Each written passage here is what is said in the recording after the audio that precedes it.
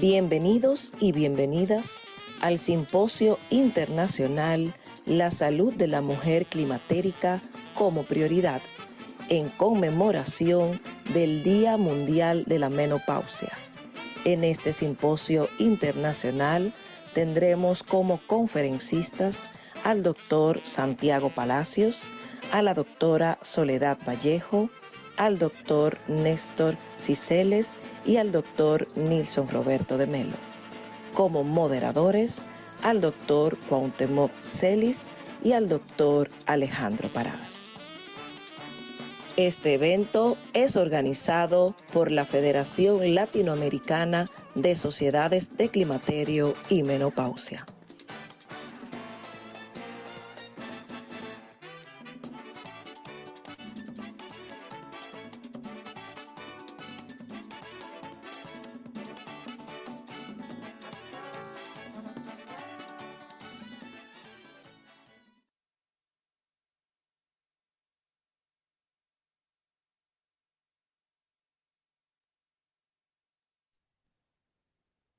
Muy buenos días, distinguidos. Muy buenos días a todos. Les damos la más cordial bienvenida a este primer simposio de la Federación Latinoamericana de Asociaciones de Climaterio y Menopausia, de la FLACIN. Y hoy pues tenemos un día muy especial conmemorando este día que es importante para la salud de las mujeres que cursan por esta etapa de la vida, desde luego tratando de ofertar mejor calidad de vida.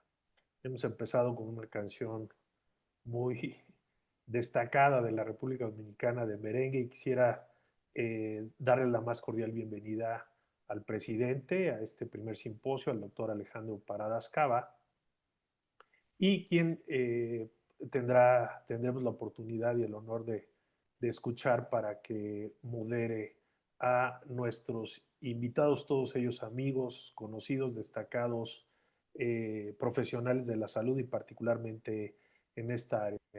Así que Alejandro, muchas gracias por organizar este evento. Te doy la palabra para que mandes un mensaje y posteriormente presentes a el resto de nuestros colegas y amigos que darán la sesión este día. Muchas gracias. Muy buenos días a todos. En primer lugar, permítame agradecerles la amabilidad de la presencia, acompañándonos durante este primer webinar organizado por nuestra federación, la Federación Latinoamericana de Sociedades de Climaterio y Menopausia, la FLACIN, de la cual todos somos miembros. Entiendo razonable el que estemos reunidos durante esta mañana, durante el desarrollo de este webinar, tocando temas importantes, temas relevantes para lo que tiene que ver con la salud de la mujer en esta etapa de su vida. Importante resaltar el hecho de que en esta oportunidad vamos a contar con 4 distinguidos académicos reconocidos por todos nosotros en toda la geografía de América Latina, quienes siempre han estado prestos a colaborar y a participar en este tipo de iniciativas. Importante también agradecer al profesor Cuauhtémoc Celis González, nuestro director académico, nuestro director científico, por todo el esfuerzo que siempre despliega en este sentido para que podamos contar con este tipo de actividad. Es muy importante entender también que al final vamos a tener la oportunidad de que ustedes puedan, vía el chat, claro está, poder mandar todas las preguntas e inquietudes que ustedes tengan que consideren pertinentes para que pues sean discutidas entre todos nuestros panelistas. También importante resaltar el hecho de que hemos visto muy importante el nosotros considerar la participación de todos nuestros pasados presidentes. Por eso ustedes están viendo que la dinámica que vamos a estar utilizando, lo que tenemos programado sobre la mesa en términos de actividades académicas lideradas y organizadas por la Federación, es tratar de que todos nuestros pasados presidentes estén participando junto a todos nosotros en cada actividad. Por eso ustedes ven que en esta primera oportunidad, en ellas contamos en primer lugar con los primeros presidentes de nuestra federación, el profesor Sibel Ciceles y el profesor Nilson de Melo, y así sucesivamente vamos a contar con la presencia de todos y cada uno de ustedes. También con nosotros, que faltaba más no tenerla presente, nuestra vicepresidente primero, la doctora Soledad Vallejo, que a partir de este momento vamos a dejar que sean ellos quienes nos traigan todos los temas, quienes empiecen a plantearnos las cosas más prioritarias en la salud de la mujer, en lo que tiene que ver con el desarrollo de esta etapa de la vida. Le doy las gracias por acompañarnos y nos volvemos a ver en un rato en el momento de las preguntas.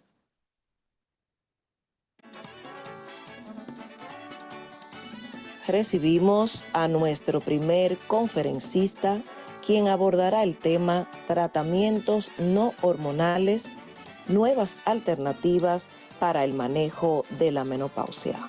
Nuestro conferencista nos acompaña desde España y es el profesor Dr. Santiago Palacios, quien es director del Instituto Palacios de Salud y Medicina de la Mujer en Madrid, España, director científico de la Fundación del Ilustre Colegio de Médicos de Madrid, presidente de la sección de asistencia privada de la Sociedad Española de Ginecología y Obstetricia, presidente de la Fundación Española de la Mujer y la Salud, presidente de la Fundación Hispana de Osteoporosis y Enfermedades Metabólicas Óseas, profesor de universidades y responsable de másters en la Universidad a Distancia de Madrid.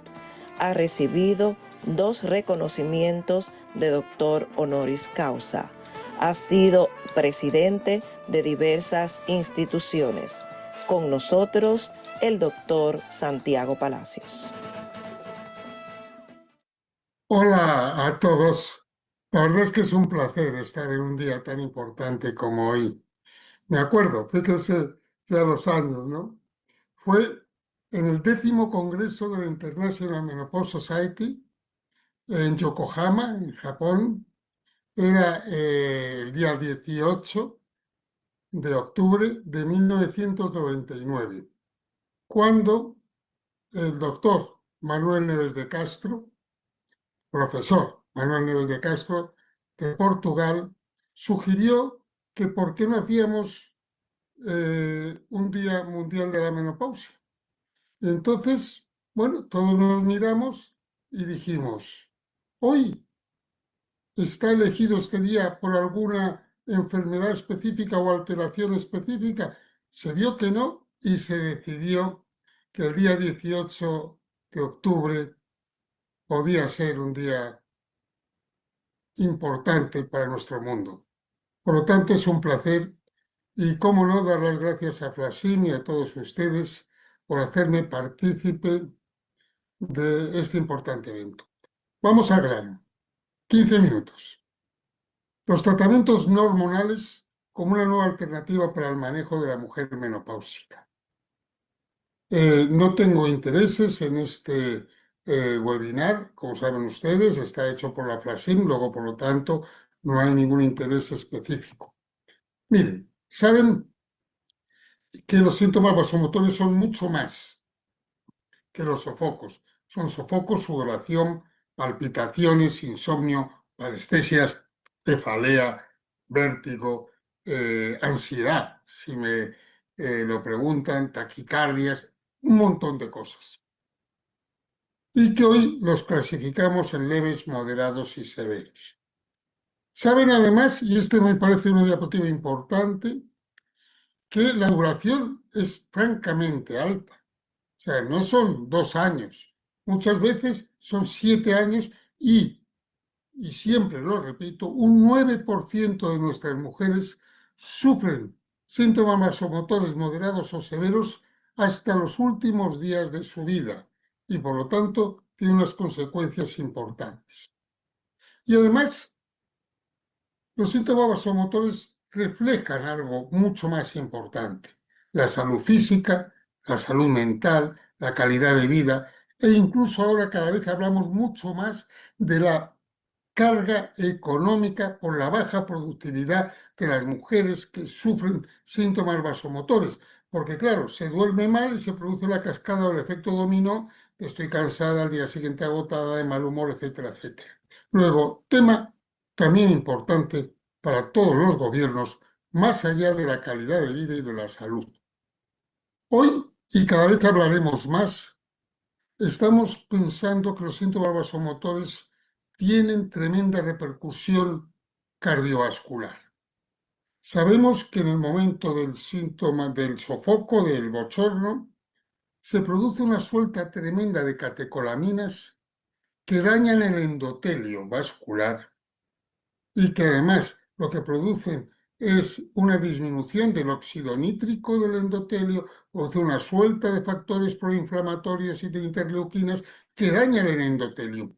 Luego estamos muy cerca de saber que realmente los síntomas vasomotores no solo son algo relacionado con calidad de vida y sueño, sino que pueden y debemos, sobre todo debemos, de evitarlos porque repercuten en enfermedades serias, más allá de la pérdida de masa ósea, que lo sabemos, cuanto más sofoco se ha demostrado que hay menos estradiol en la sangre y por lo tanto más pérdida de masa ósea, sino a través de esas catecolaminas con el endotelio vascular. Fíjense que aunque esté en inglés me van a perdonar, hay 3 medidas que son claras. Las medidas higiénico-dietéticas, una nutrición equilibrada para mantener el músculo con proteínas, etcétera, etcétera, con calcio, con la posibilidad de vitamina D, etcétera, como saben bien. Después están los nutracéuticos o, si lo prefieren, los complementos alimenticios, que muchas veces ejercen una función muy válida. Y después los medicamentos. Pues esto lo tenemos, por supuesto, para los síntomas vasomotores más allá de las hormonas. Fíjense ustedes que hoy tenemos, fíjense esta clasificación de productos no hormonales, tenemos complementos alimenticios o nutracéuticos, tenemos unas áreas emergentes tremendas que son los hongos medicinales y probióticos que van a dar mucho que hablar.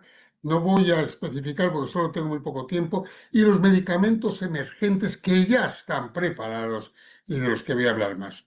De los complementos alimenticios o nutracéuticos voy a llamar la atención sobre todo en 2. El Equol, que está ya en Japón y que vendrá próximamente, y el extracto del polen, porque tienen nuevos datos y creo que son interesantes. No significa que el lúpulo o, por ejemplo, el cohost sea la cimicífuga. Las demosas sean interesantes también. Miren, saben ustedes que más del 50% de las mujeres no producen E. coli y por lo tanto son las bacterias intestinales que metabolizan y que producen E. coli gracias a la dapceína, que es el que trabaja, no las tienen y por lo tanto no son equal productoras. Y esto nos preocupa mucho y por eso los japoneses han ideado un sistema que es dar directamente el equal y tiene unos trabajos preciosos y ahora va a salir otro paper que hemos hecho en España, el doctor Camil Castelo Blanco y yo, en el cual se demuestra que efectivamente también es tremendamente interesante en la mujer europea y que mejora muchísimo la sintomatología vasomotora. Luego, si vienen productos más específicos y más interesantes para los síntomas vasomotores. En cuanto a los extractos de polen citoplasmático purificados, cada vez hay más datos en la literatura que soportan un poco la importancia que tienen. No solo sabemos que tienen más de 200 nutrientes y que algunos de ellos son o pueden ser efectivos desde un punto de vista de la disminución del sofoco a través del sistema nervioso central. De hecho, muchos de los componentes tienen un modo de acción neurocéntrica a través del sistema serotoninérgico, GABAérgico y el dopaminérgico. Luego, lo que sí tenemos bien claro es que no trabajan a nivel de los receptores hormonales. Luego, sí, también el polen, el extracto citoplasmático del polen puede tener una acción importante para disminuir los síntomas vasomotores. Y de hecho tenemos trabajos interesantes que son doble ciego, controlados con placebo, que demuestran que disminuyen los síntomas vasomotores. Y lo que me ha parecido más interesante, y aquí lo tienen ustedes, es que ya tenemos un paper en mujeres con cáncer de mama, porque con la seguridad de que el polen actúa a nivel del sistema nervioso central, el sistema GABA, dopaminérgico y serotoninérgico, y no a través del receptor estrogénico, sí se puede dar en mujeres con cáncer de mama. Pero vayamos a lo más interesante de todo, que es lo nuevo. Lo nuevo procede de las investigaciones que nos hacen y nos han ofertado claramente de que por fin ya dominamos por qué se producen los síntomas vasomotores. Y tiene mucho que ver con esto. Y eso se lo tienen que aprender todos. Con las células, las neuronas Candy, que son las que regulan la o que están controlando la termorregulación. El centro termorregulador, que está en el hipotálamo, está inervado por estas neuronas Candy, las cuales coordinan diversas funciones y una de ellas, quizá la más importante, puede ser la termorregulación. Y vamos a ver más. Fíjense, estas neuronas Candy, se lo voy a decir de forma sencilla, ¿verdad? Tienen, como ven aquí en la diapositiva, están, por una parte, tienen unos receptores de la neuroquinina B y que la neuroquinina B controla por una parte estas neuronas y los estrógenos también. Y este balance entre las estimuladas por el neuropéptido neuroquinina B a través de su receptor neuroquinina 3 y los estrógenos hacen que las células Candy estén balanceadas. ¿Qué es lo que pasa? Que cuando los estrógenos disminuyen en la menopausia, se produce una hiperestimulación debida a la neuroquinina, neuropéptido, neuroquinina B, a través de su receptor. Aumenta el tamaño de la célula Candy y produce unas sueltas hacia el centro de la termorregulación. Y ese es el motivo por el que se producen los síntomas vasomotores. Claro, en esta diapositiva se puede demostrar que esto se evitaría o bien dando estrógenos, lo azulito, para que se vuelva a equilibrar, o inhibiendo este receptor de la neuroquinina 3B. Y entonces ya no actúa la neuroquinina. Entonces pues, se balancea también y se evitan los sofocos. ¿Qué es lo que se ha descubierto? Pues estos inhibidores de los receptores de la neuroquinina B. Luego, o damos estrógenos, que nos lo van a explicar ahora, o inhibimos estos receptores de neuroquinina 3B y disminuimos los síntomas vasomotores, que es lo novedoso. Fíjense que esto empezó, este es el primer paper sobre esto, que empezó en el 2015, o sea que llevamos 10 años y por fin los que llevamos toda la vida sabemos que ya cómo se producen los famosos síntomas vasomotores, ¿verdad?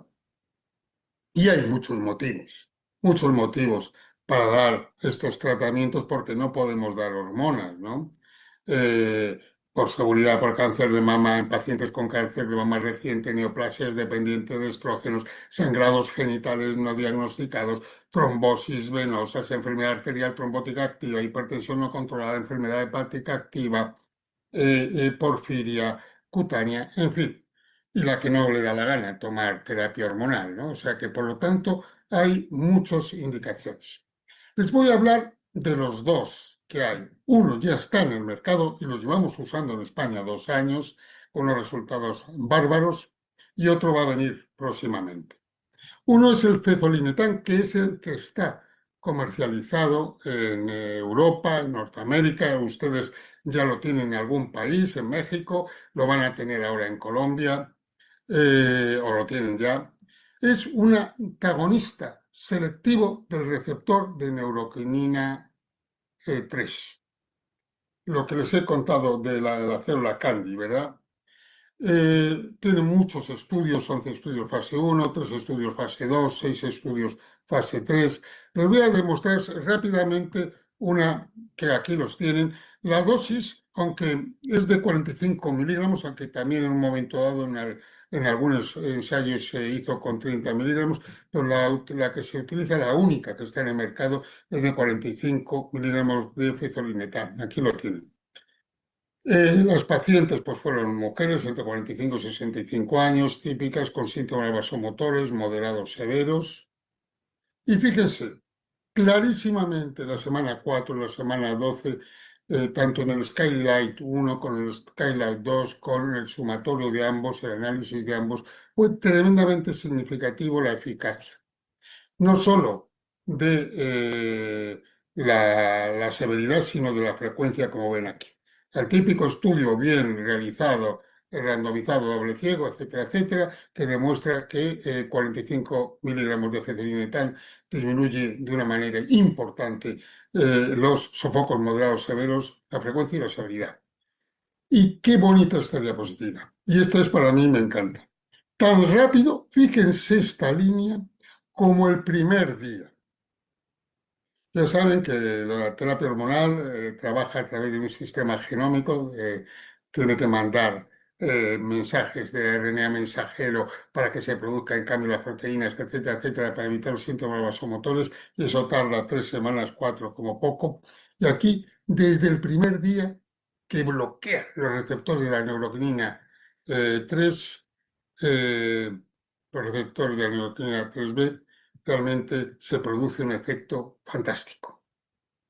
Fíjense, la rapidez es uno de los puntos que ya les digo yo, que es impresionante. Aquí tienen los datos de la reducción de la frecuencia de los síntomas vasomotores por días, por días, que es por días, que es espectacular. Y aquí tienen todos los datos que hay muchísimos datos, y lo que es interesante, que es que se prolonga durante los 52 semanas, es decir, durante un año. Es decir, que no solo se consigue el efecto a las 4 semanas, al primer día, a los 3 meses, sino que si se sigue usando, el efecto continúa y permanece. Luego, mejora estadística significativa de la frecuencia y la gravedad. Se observó tan rápido como la primera semana, y además la mejora se mantiene y, por supuesto, mejora el sueño también, y todo esto que ven ustedes, el sueño, los cambios percibidos, los síntomas vasomotores, la calidad de vida, el trabajo, es decir, todo el efecto dominó que digo yo. Esto es realmente, como verán, es tremendamente interesante. Efectos adversos, comparado con placebo, son los normales. No hay más efectos adversos. Eso clarísimo. No se ha demostrado nada a nivel, como es lógico, del endometrio. No actúan en el endometrio, donde actúan es el sistema nervioso central, bloqueando esos receptores. Luego, por lo tanto, no tienen efecto endometrial. Y lo único que ya les digo es que sí se ha observado en algunos casos un aumento de las transaminasas por encima de 3 veces por el límite superior de la normalidad, que cuando se para el medicamento bajan inmediatamente, ¿no? O sea, que tampoco es, pero sí que habría que hacer un seguimiento de las transaminasas para que realmente eso no pase. Pero vamos, es en el 2%. Yo, por ahora, en toda mi experiencia, que es bastante, no he tenido ningún caso, pero sí que es cierto que hago un seguimiento. Y tal es así que la North American Menopause Society lo ha puesto como una primera opción al nivel de la terapia hormonal. O sea que es un tema que es espectacular y que tendrán que cambiar todos ustedes sus guías porque sí que va a ser una primera opción, que se lo tienes que explicar a la paciente para que elija. El segundo producto también es tremendamente interesante, que va a venir dentro de nada, que es el Inflanetan, que es un antagonista dual, no solo de los receptores de la neuroquinina 3, sino también de los de la neuroquinina 1, que tiene mucho que ver con el péptido P, para que lo sepan ustedes. Aquí fíjense ahí más o menos los estudios OASIS 1, OASIS 2, OASIS 3, que ya es de un año. Y este me parece muy interesante para que sepan que ya tenemos datos que ha sido utilizado en mujeres con receptores estrogénicos u hormonales positivos, en mujeres con cáncer de mama.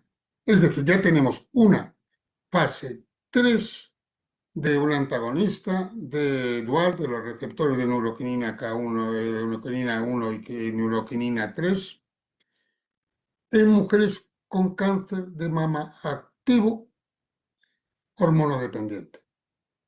Bien, los datos son iguales, ya les paso rápidamente, una disminución muy rápida también de los síntomas vasomotores, tanto de la frecuencia como de la severidad, que lo tienen, que se prolonga durante los 52 meses, luego también actúan en este sentido, no hay la menor duda.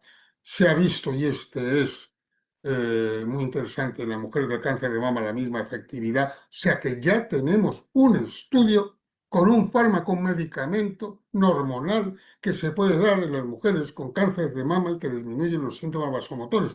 Es algo tremendamente importante en el mundo de la menopausia. Y fíjense ustedes que tenemos la misma efectividad.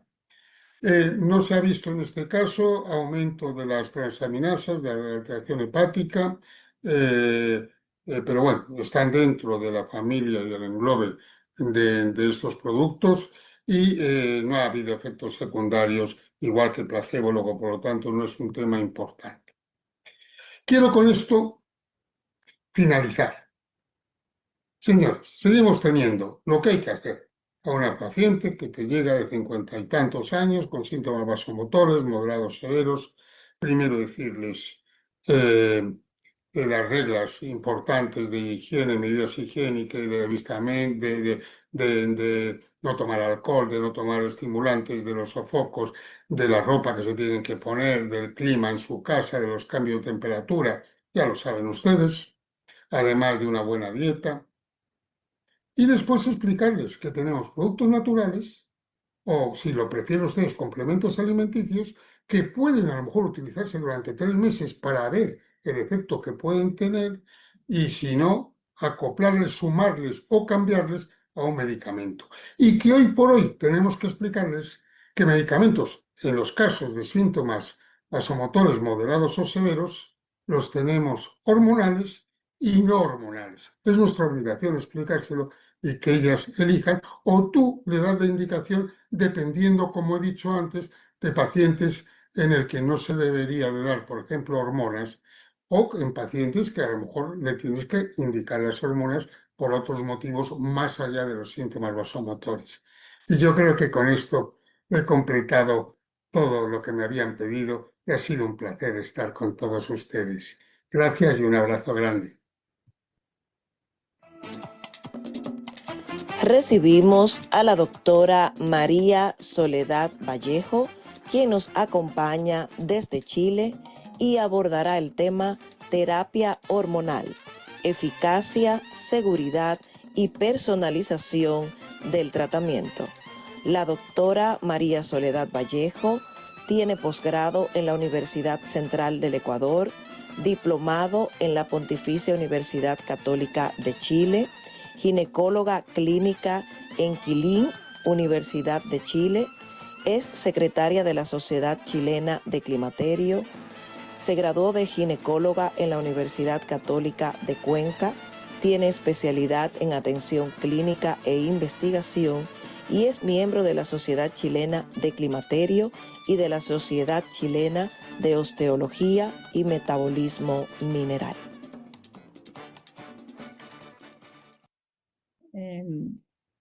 Buenos días, es un gusto compartir con estimados amigos y colegas de Latinoamérica este webinar dedicado a la mujer por el Día Mundial de la Menopausia.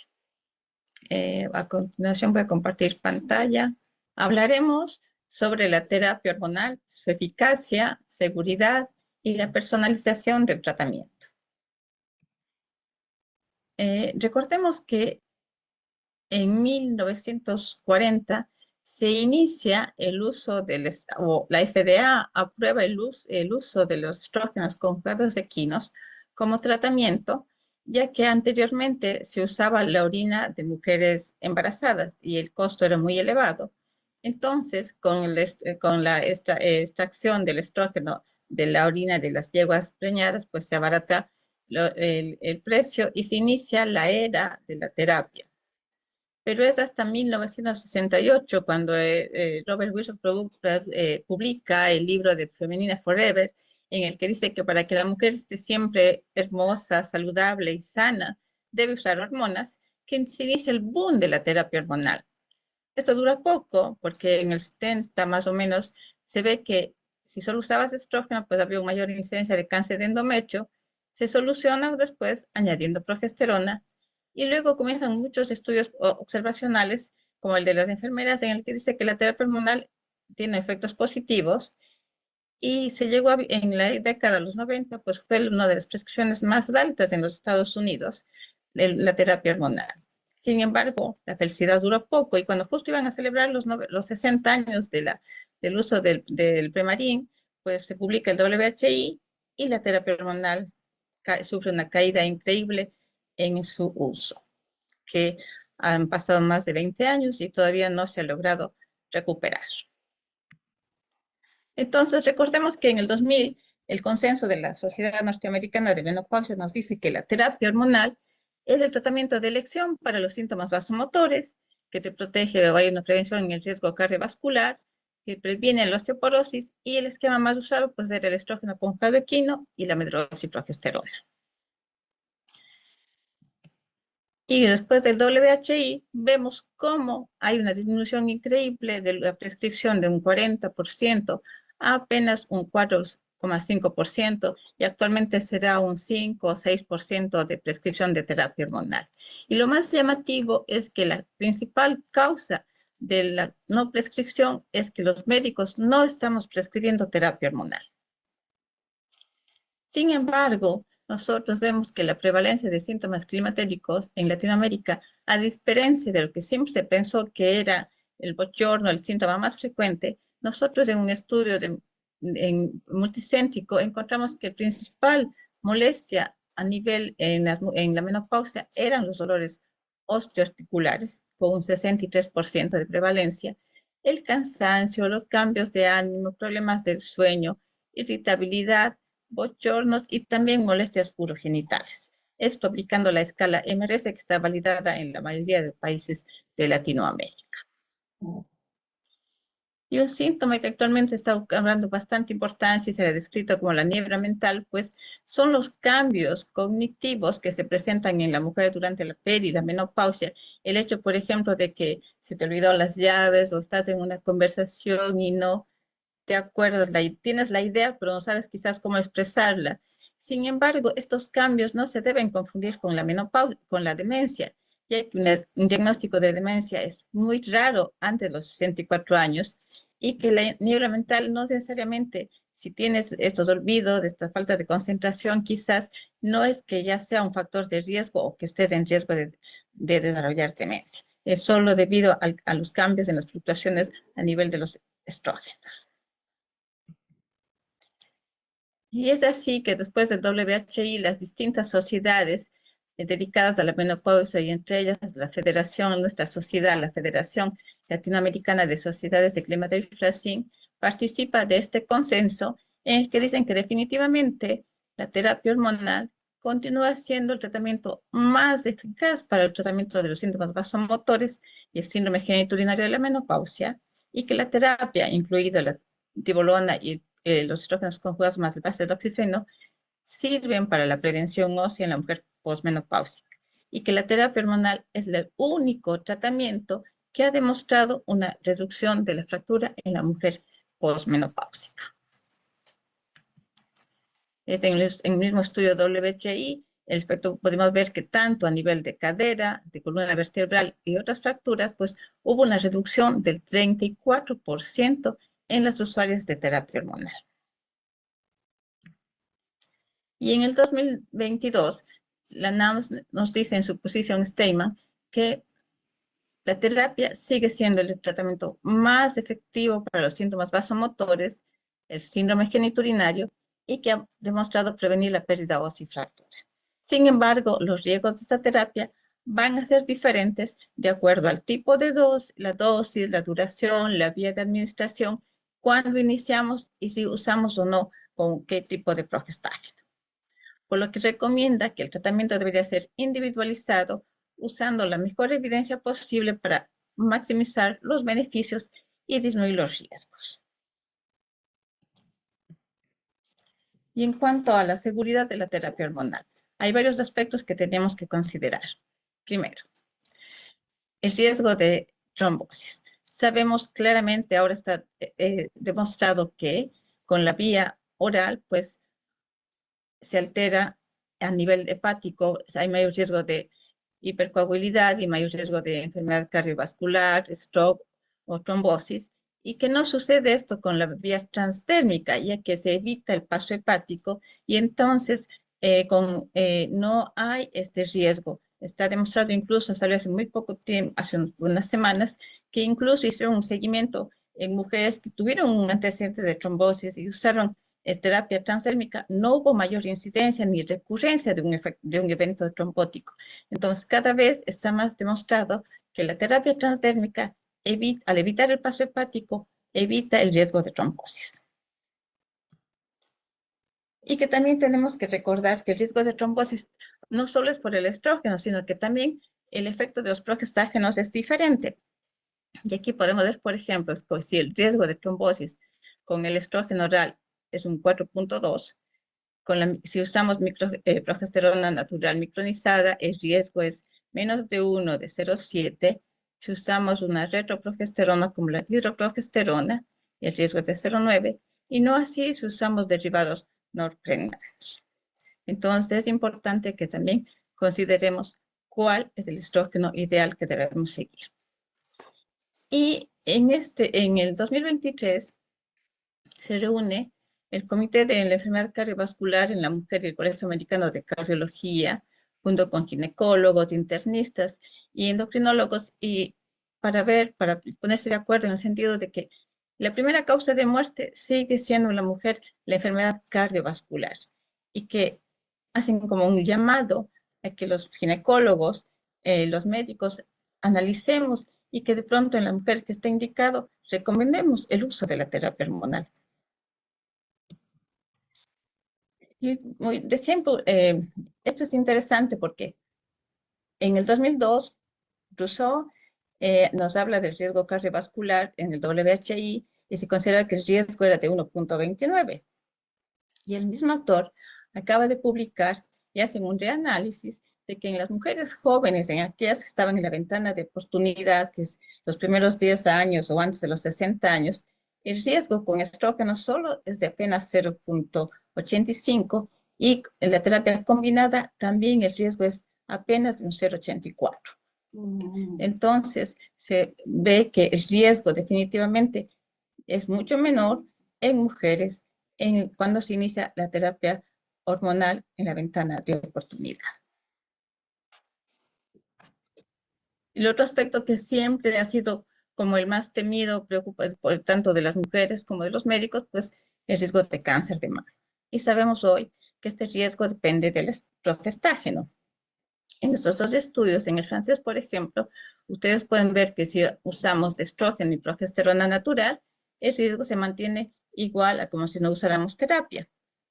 Que si usamos dihidrogesterona, el riesgo apenas sube un 16, 1.16. No así si usáramos otros progestágenos. Y este estudio también finlandés, lo mismo. Si usas dihidro, 1.13, y si usas hidroxiprogesterona, 1.64, o noreltesterona, se incrementa mucho más.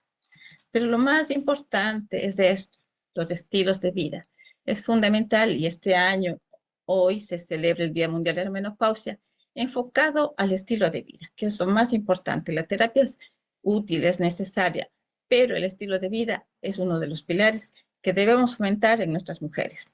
Entonces, en Reino Unido, se vio, por ejemplo, si comparabas, que decía existían 23 casos de cáncer de mama que se diagnostican, que si usaban terapia hormonal combinada, se aumentaban 4 casos, que si usabas terapia con estrógeno solo, disminuían 4 casos. Pero si tenías un índice de masa corporal mayor o igual de 30, o sea, tenías obesidad, el riesgo se aumentaba más del 100%. Habían 24 casos más de cáncer de mama.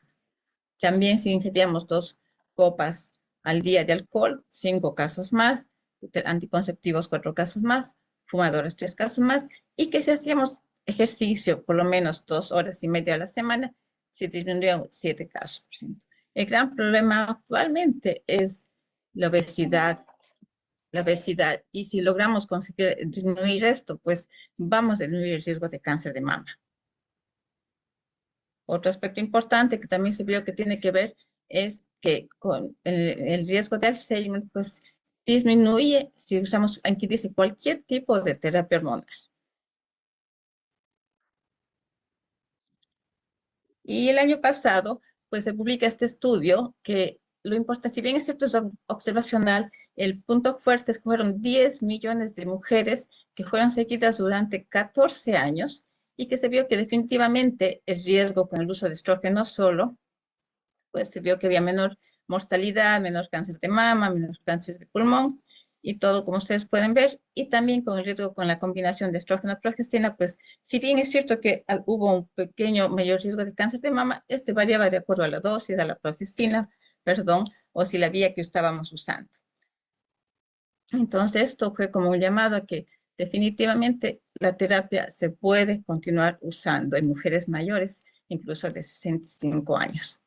Y la NAMS también en el 2022 pues nos dice que no es una regla suspender la terapia a los 65, como se decía hace unos pocos años, que es importante que veamos los riesgos y los beneficios de la terapia hormonal y que quizás podemos solicitar un consentimiento informado si vamos a iniciar de pronto terapia después de los 60 años. Y recordemos que mujeres mayores, un 42% de mujeres pueden persistir los síntomas a pesar de los años o después de los 65 años. Entonces, hay que considerar este aspecto importante. Y finalmente, tenemos que personalizar la terapia hormonal. ¿Qué significa? Primero, hacer una evaluación completa, exhaustiva de nuestra paciente, ver su edad, la edad que tiene, la edad de inicio de menopausia, valorar bien los síntomas. Generalmente usamos nosotros el MRS y los antecedentes personales, familiares. Y es importante, la terapia, como siempre les digo, no es el tratamiento de un mes, la terapia es a largo plazo. Entonces es importante que la paciente vea qué terapia es la que más se adecua a su forma de ser para que cumpla, porque si no, no sacamos nada en prescribirla si va a usar un mes. Entonces la terapia para los hijos es a largo plazo.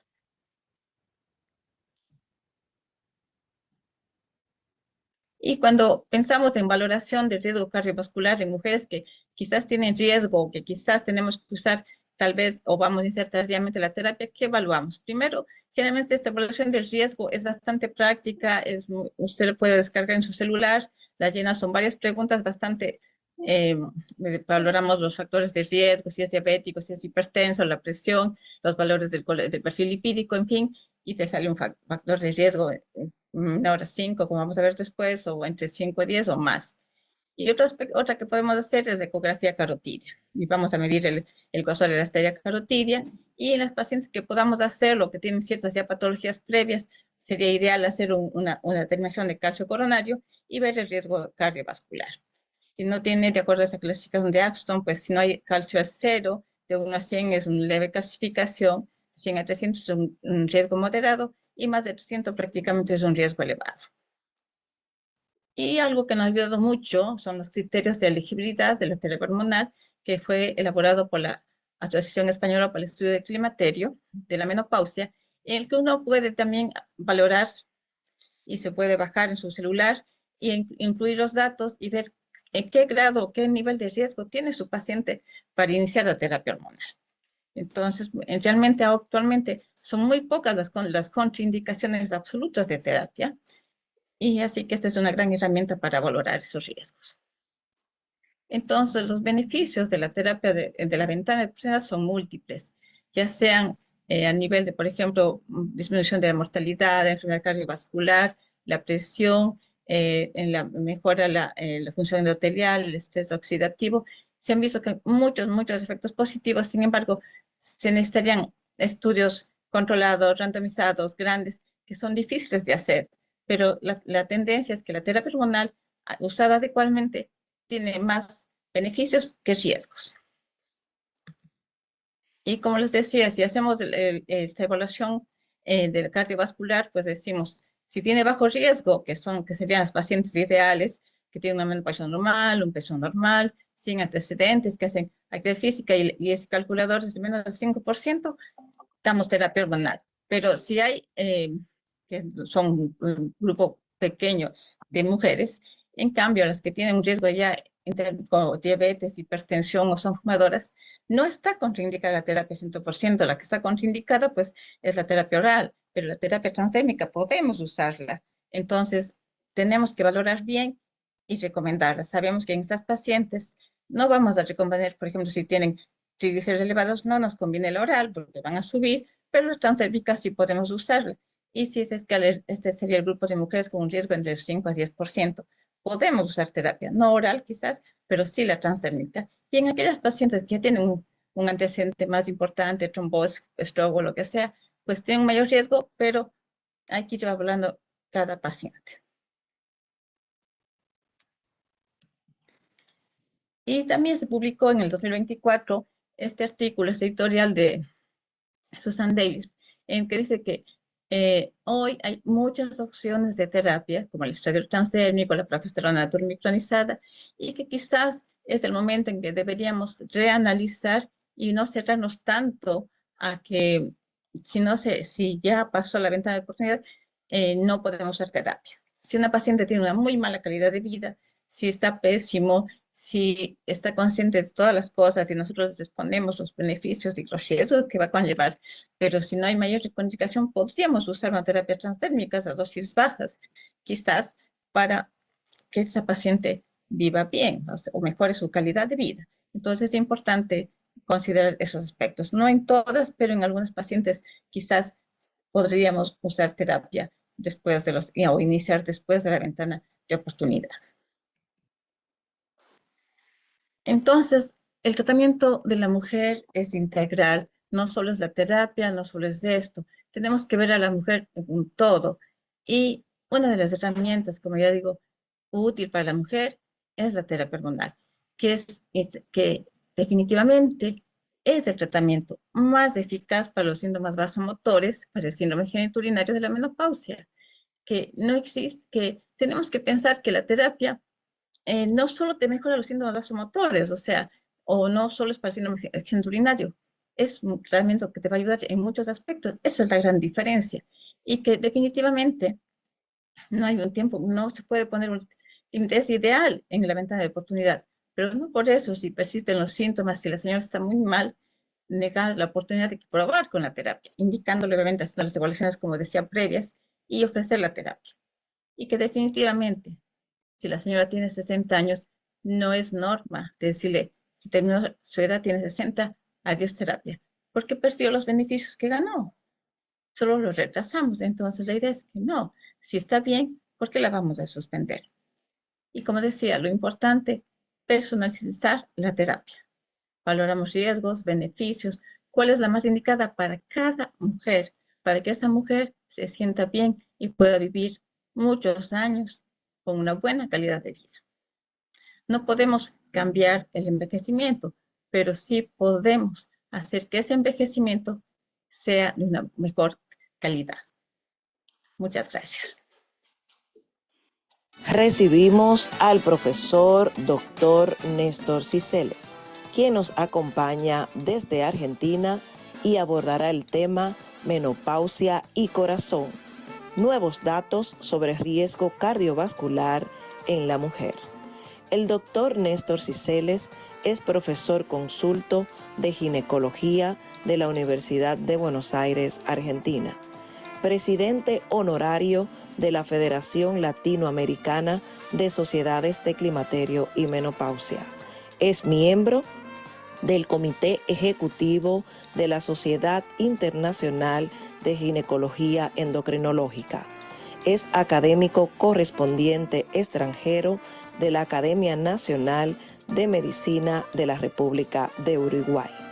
Miembro honorario de la Asociación Española de Menopausia y de 7 sociedades de menopausia de Latam. Profesor honorario de la Universidad Católica de Guayaquil y su Facultad de Ciencias Médicas en Ecuador. Miembro honorario por servicios distinguidos de la Internacional Menopausia Sociedad. Delegado internacional de la Asociación Argentina de Menopausia y Andropausia. Con nosotros, el doctor Néstor Ciceles. Bueno, muy buenos días. Quiero al señor presidente de la FLACIN, profesor Alejandro Paradas, y al coordinador científico, profesor Temoselli, agradecerles haberme convocado a este webinar por el Día Mundial de la Menopausia. Me han solicitado el tema menopausia y corazón, nuevos datos sobre el riesgo cardiovascular en la mujer. En el Día Mundial de la Menopausia de octubre del año 23, se consideró que la causa de muerte y de discapacidad en las mujeres en general está sesgada hacia el cáncer de mama, cuando en realidad la mayor preocupación es la enfermedad cardiovascular. En esta diapositiva podemos ver la percepción que tienen las mujeres sobre los más relevantes problemas de salud. Es decir, que piensan de que la mortalidad va a acontecer por carcinoma de mama en un 34% y solamente en un 7% por enfermedad cardiovascular, cuando las causas reales de mortalidad en la mujer son el 34%, la mortalidad es por enfermedad cardiovascular, mientras que por cáncer de mama solamente es alrededor de un 4%. Entonces, se debe informar a las pacientes acerca de su riesgo real y nosotros como ginecólogos tenemos un rol crucial en la prevención del riesgo cardiovascular en una etapa particular de la vida de la mujer, que es la transición a la menopausia. Esta imagen, tomada de un Circulation del año 23, habla de la evolución en el uso de la terapia hormonal menopáusica y me pareció muy interesante. En el año 42, en color celeste, lo pueden ustedes ver, se introduce el estrógeno conjugado equi. En el año 75 se reconoce el riesgo de cáncer de endometrio por el uso de ese estrógeno conjugado. En color amarillo ustedes lo pueden ver, luego ven en un color rosado, en el año 80, cuando se introduce la combinación de estrógenos más progesterona. Ahí se incrementa en forma realmente notable la prescripción de terapia hormonal menopáusica, hasta que en el año 90 se publica el Nurse Health Study y el PEPI Trial en el 95, el otro en el año 91, los cuales hablan de los grandes beneficios que tiene la sustitución hormonal. Con lo cual ustedes pueden ver que pasa del 4 al 5, es decir, del color verde al color naranja, porque realmente ahí, en el color naranja, se publica un estudio HERS. El estudio HERS es un estudio de prevención secundaria de la enfermedad cardiovascular. Es decir, se empieza a utilizar la terapia hormonal menopáusica en pacientes que ya tenían enfermedad cardiovascular previa, con lo cual se considera de estudio de prevención secundaria, como después aparece en el año 2002 el WHI, que ahí ustedes lo tienen con el número 6, en el cual hay una serie de consideraciones en relación al incremento de enfermedad cardiovascular, con lo cual se suspende en ese año ese estudio y empiezan a caer todos los tratamientos hormonales de reemplazo, y después vamos a ver cuáles fueron los errores en el acondicionamiento de las mujeres para introducirlas a ese estudio. Entonces, terapia hormonal menopáusica y WHI. La pregunta es, si hay una ventana de oportunidad para iniciar el tratamiento hormonal. Ambos grupos del estudio WHI mostraron un aumento gradual de riesgo cardiovascular con la terapia hormonal menopáusica, después de los 60 años o a los 10 años de menopausia. Como ustedes pueden ver, en el grupo de mujeres jóvenes con menos de 10 años de menopausia, no aumenta el número de eventos cardiovasculares, es decir, que ahí tenemos la ventana de oportunidad sobre la cual vamos a hablar más adelante.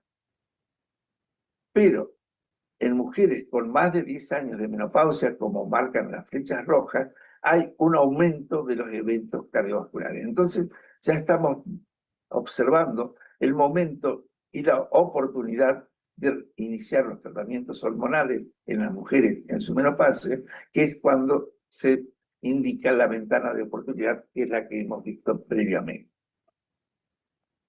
En esta diapositiva estamos viendo el efecto del estradiol sobre los vasos arteriales en la menopausia temprana versus la menopausia tardía.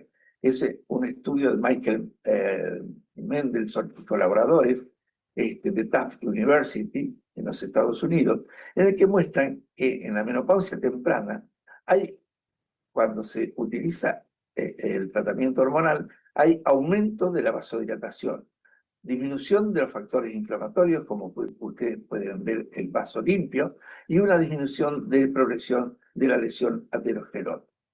Pero como está remarcado a la derecha, la menopausia tardía, y en ese momento se iniciaría el tratamiento hormonal, no en el momento de la ventana de oportunidad, es decir, en la menopausia temprana, en la menopausia tardía hay una disminución de la vasodilatación, con un incremento de los factores inflamatorios y un incremento de la inestabilidad de la placa ateromatosa, lo cual es no conveniente para la utilización en este momento de la sustitución hormonal. Entonces, terapia hormonal menopáusica y lo que indicaría el mayor riesgo cardiovascular. Podemos tener para utilizar los estrógenos la vía oral y la vía transdérmica.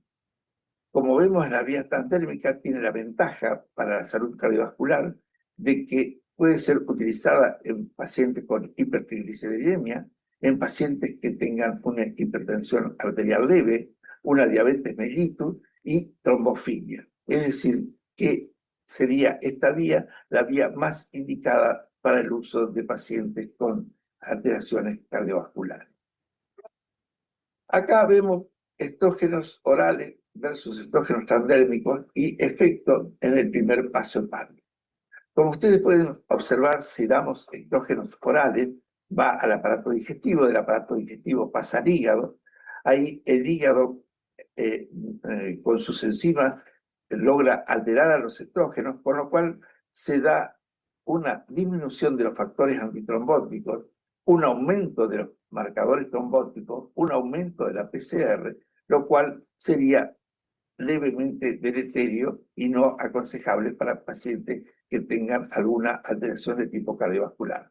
Mientras que si utilizamos el estradiol transdérmico, ya sea en gel o ya sea en parche, pasa directamente al sistema circulatorio, tal cual como muestra la imagen, lo que ocurre en la vida reproductiva de la mujer, que del ovario pasa el estrógeno directamente al sistema circulatorio. Y secundariamente del sistema circulatorio va al hígado, pero la mayor parte ya se distribuyó por el organismo y ejerció los efectos beneficiosos que nos lo estaba dando la vía oral. En una serie de trabajos que hemos realizado con el equipo de bioquímica clínica de la Facultad de Farmacia y Bioquímica de la Facultad de Medicina de la Universidad de Buenos Aires, hemos encontrado unas variaciones según la vía de administración y el nivel de los lípidos. Por ejemplo, el HDL colesterol más la apolipoproteína A con el estradiol oral se incrementan en forma importante y en una forma menos trascendente cuando se da el estradiol en forma transdérmica. Cuando estamos utilizando estas dos vías, el LDL colesterol disminuye en forma importante junto con la ApoB y hay una disminución menos importante por la vía transdérmica. Pero acá viene lo importante e interesante. Los triglicéridos aumentan en forma realmente trascendente cuando se utiliza la vía oral y disminuyen cuando se utiliza la vía transdérmica, lo mismo que las partículas LDL pequeñas y densas. En este trabajo, realizado por un gran amigo del doctor Temoseris y mío, que es el profesor James Simon, indica que según los datos ahora incluidos en las guías de la North American Menopause Society, de la Internacional de Menopausia y de la Europea de Menopausia, Sociedad de Menopausia y Andropausia, el uso de estradiol transdérmico y progesterona natural micronizada podría reducir o incluso negativizar el exceso de riesgo para tromboembolismo venoso, para accidentes cerebrovasculares, para colecistitis e incluso posiblemente también para cáncer mamario asociado con el uso de terapia hormonal menopáusica oral.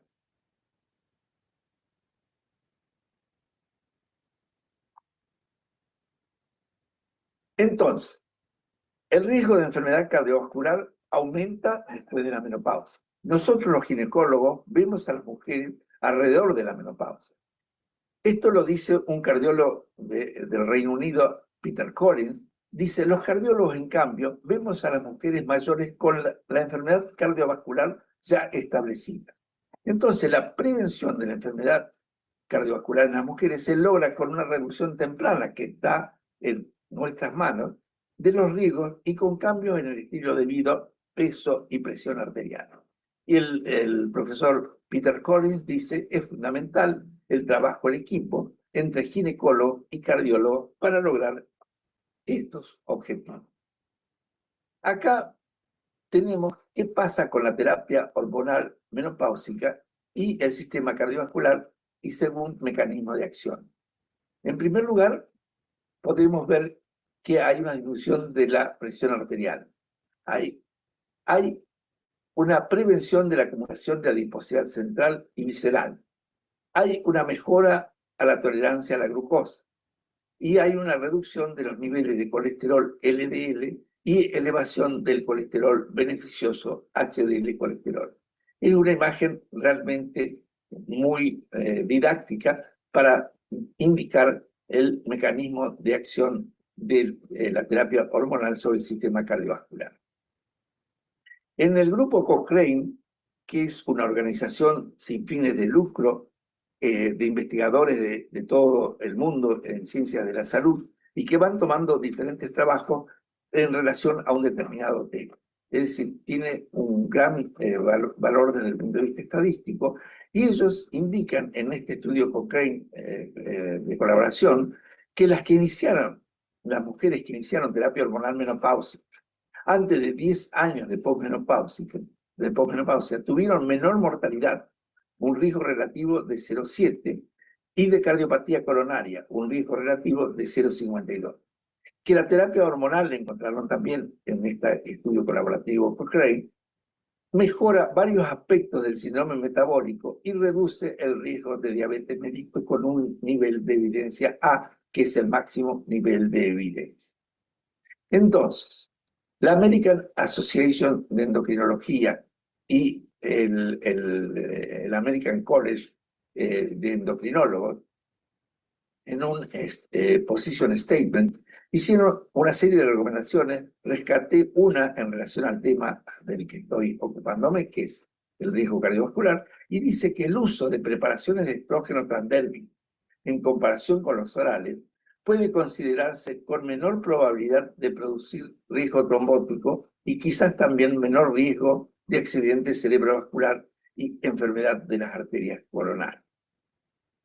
Entonces, volvemos a cuándo iniciar la terapia hormonal menopáusica. Esto, digamos, explicado y publicado por el profesor Hodis, digamos, generador de un estudio muy importante, que es el estudio ELIT, y Peter Collins, que ya lo he mencionado anteriormente, del Reino Unido, Hodis es de los Estados Unidos, que dice que la hipótesis del tiempo para la prevención de la enfermedad coronaria con tratamientos hormonales, pasado, presente y futuro en perspectiva, ellos priorizan que para maximizar los efectos beneficiosos de la terapia hormonal sobre la enfermedad cardiovascular y minimizar los riesgos, está la ventana de oportunidad, que ya la hemos mencionado anteriormente, que ocurre cuando la terapia hormonal se inicia antes de los 60 años y o con menos de 10 años de la menopausia y se continúa por 6 años o más.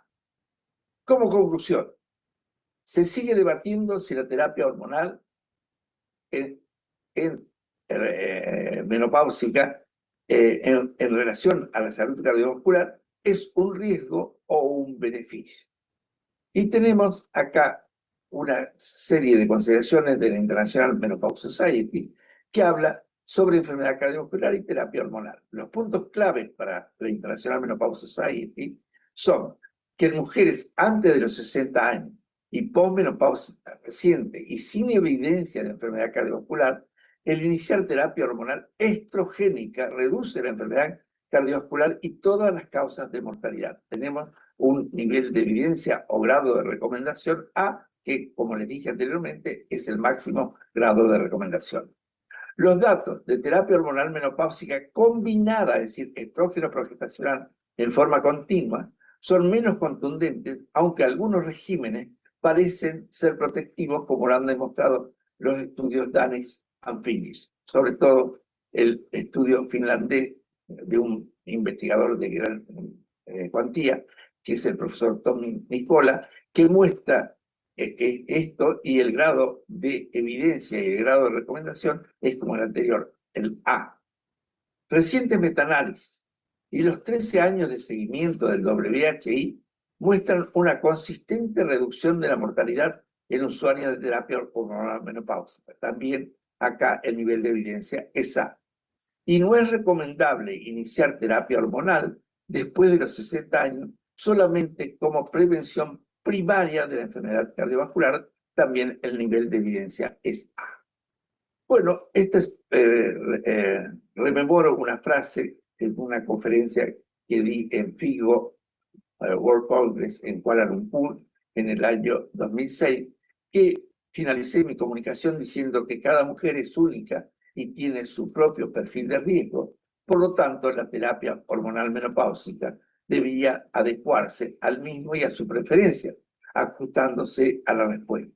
Y que el seguir estas recomendaciones podría conducirnos no solamente a una mejor calidad de vida, sino a una mayor expectativa de vida de nuestras pacientes. Bueno, muchas gracias por su atención. Esta imagen de las cataratas del Iguazú, considerada una de las 7 maravillas del mundo, realmente nos separa y nos une con nuestros hermanos del Brasil, y el que me continúa en este webinar es el profesor Nilson de Mello, un gran amigo de Sao Paulo, Brasil, del cual me une una amistad de más de 35 años. Buenos días, gracias. Recibimos al doctor Nilson de Mello, quien abordará el tema salud osteomuscular, el reto silencioso de la mujer posmenopáusica. El doctor Nilson de Mello nos acompaña desde Brasil, es presidente de la Sociedad Brasileña de Climaterio, miembro de la Junta Ejecutiva de la Sociedad Internacional de Endocrinología Ginecológica, miembro de la Comisión de Osteoporosis de FEBRASGO, profesor, docente asociado en ginecología en la Facultad de Medicina de la USP. Recibimos al doctor Nilson de Mello. Buenos días. En primer lugar, quiero agradecer la invitación para hablar en el Simposio Internacional de la Salud de la Mujer Climatérica como prioridad y el Día Mundial de la Menopausia, 18 de octubre de 2025. Quiero agradecer a la directiva de FLACIN. Mi tema es sobre salud osteomuscular, el reto silencioso de la mujer posmenopáusica. Voy a hablar primero sobre osteoporosis y después sarcopenia. La osteoporosis es una desorden esquelética caracterizada por la fuerza del hueso que está comprometido, que predisponga a un aumento del riesgo de la fractura.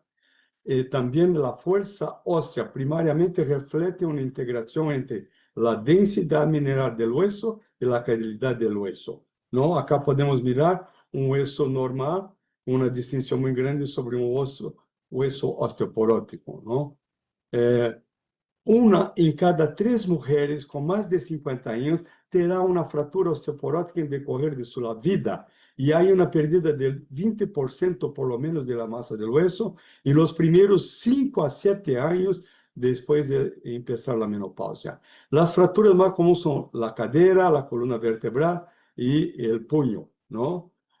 Después de una fractura de la cadera, 20% de las mujeres pueden morir en el primer año pós la fractura. Hasta 50% se queda con alguna pérdida de movilidad o independencia, ¿no? Y eso es muy importante. Una en cada 5 mujeres con osteoporosis en la posmenopausia que ha tenido una fractura vertebral presentará una nueva fractura en periodo de solamente 1 año. 6 meses después de la fractura de la cadera, 3 mujeres en cada 7 pueden ser incapaces de caminar sin ninguna asistencia, y solamente una será capaz de subir una escalera. Y el riesgo de una mujer morir por complicaciones decorrentes de una fractura de cadera es igual al riesgo de morir de un cáncer de mama. Mira qué enfermedad tan importante, tan problemática que puede ser.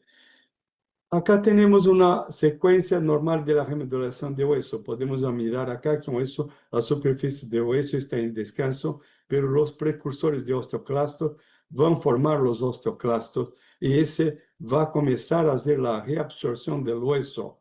Y acá, después de la reabsorción, vamos a mirar que vamos a tener los precursores de osteoblastos que van a venir acá en esta cratera del hueso para hacer su reversión.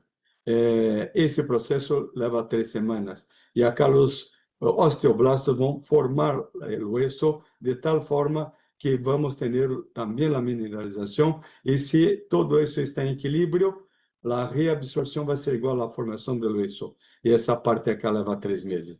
Y acá, pero lamentablemente, cuando la mujer entra en menopausia, hay un predominio de la osteoclaste en relación a la formación del hueso. ¿Cuáles son factores de riesgo para una fractura? Baja densidad mineral del hueso, antecedente de una fractura previa, mismo con mínimo trauma, ¿no? Edad.